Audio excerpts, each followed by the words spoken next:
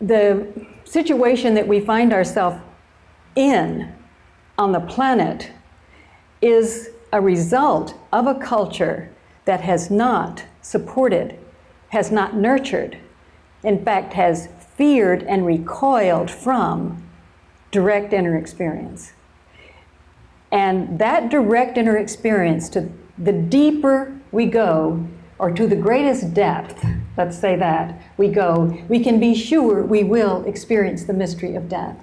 That's one of the things I'm going to talk about today, is the time in our own past when we repressed, rejected, and denied that part of us that could allow our whole development. We repressed it, and it's been repressed for over 2,000 years. And it's been repressed so long, forgotten so long, that we don't even know there was something that we forgot. It's coming back. It's coming back. We talk about the miracle of birth, and we can experience that to some degree, but the miracle of death doesn't exist. It's a horrible, heinous thing. Right. But these are the two great polarities of life, birth and death. And if we can't find ourselves in that creative energy, then we become pathological. And the Greeks used to say that in the mystery school, of course, this was the great mystery that people were to experience in all mystery schools, is that to be initiated into life, you were initiated into the miracle of death, or the mystery of death, of knowing what that is, and being able then to live in this tremendous energetic dynamic. And so the Greeks said, if we ever lose the mystery school, that is our initiation into the meaning of death, we will lose civilization. And we have lost civilization in the sense that we have become pathological rather than creative, so that we've become extraordinarily violent. And the degree to which we can't create, to that degree we explode in violence. But that's so much the reason I wanted to write the book, is to at least talk about that tremendous dynamic that they are just two sides of the same coin, which is life. Physicists are now talking about other dimensions. At least 11, there may be more. And science, many fields in science are talking about the continuation of consciousness, and how consciousness creates the universe. And so they're going beyond the limited view that matter is all there is. And that belief that we've all been initiated into in the Western world is a belief that's destroying us and our children and the planet. And we cannot live believing that matter is all there is. In addition to that, we've been taught that it can't happen. It is just you making it up, or me making it up. It's we've been taught to disregard it and devalue it, and to our great detriment. And I sometimes think how incredible it is that one part of the brain would say that another part of the brain is not worth listening to. I mean, it's a different way of knowing. It's a different way of communicating, because we have to feel it and experience it from the right brain. And from the left brain, we can separate ourselves from that feeling. And by being able to separate ourselves, we have done terrible harm to the world.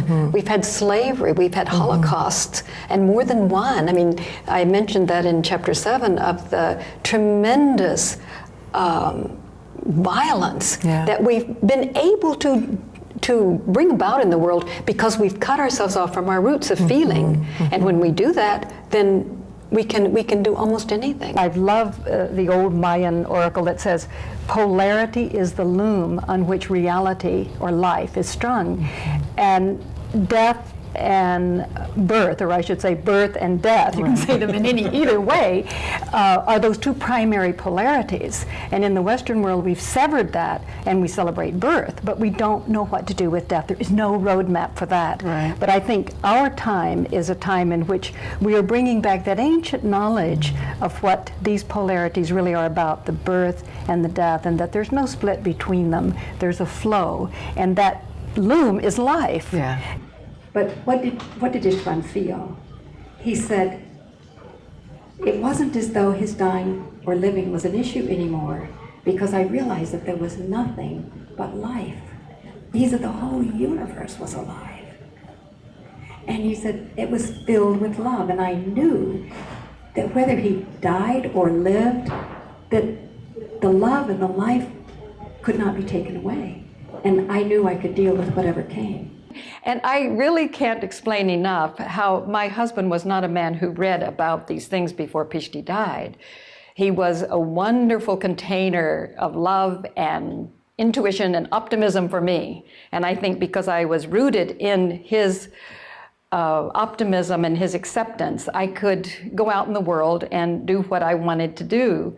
Had I not had that foundation, it would have been very difficult. Sometimes I would think, I wish I could talk to him about some of these things. I could, and he listened, but he didn't have much to say in return. But I used to wish for that, and then I thought, no, it's okay.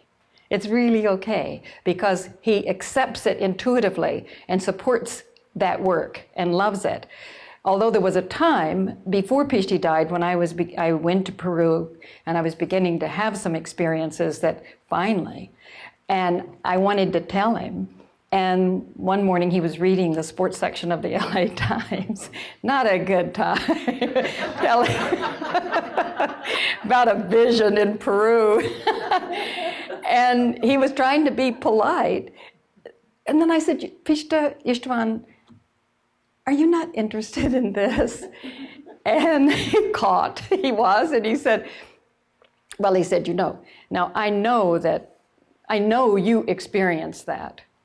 And I respect that. I do. I know it's real because I know you.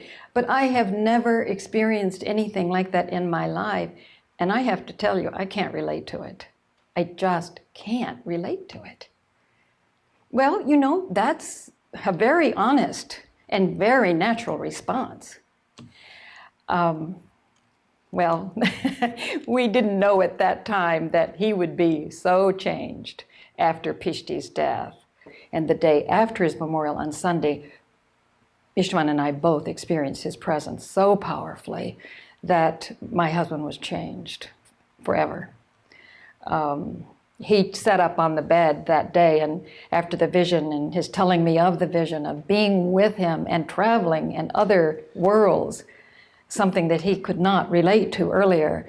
And he said, I will never look at the earth in the same way again. I will never see it the way I saw it before. We are entering a very different kind of experience on the planet. In fact, many people say that what we are experiencing now is not only an initiation on a personal level into the mystery of death, but the planet is going through an initiation of the mystery of death, because we are likely to become extinct if we don't transform, die, and be reborn. So the very key to individual healing and the very key to the healing of the planet is for us to find our way into the experience of the mystery of death.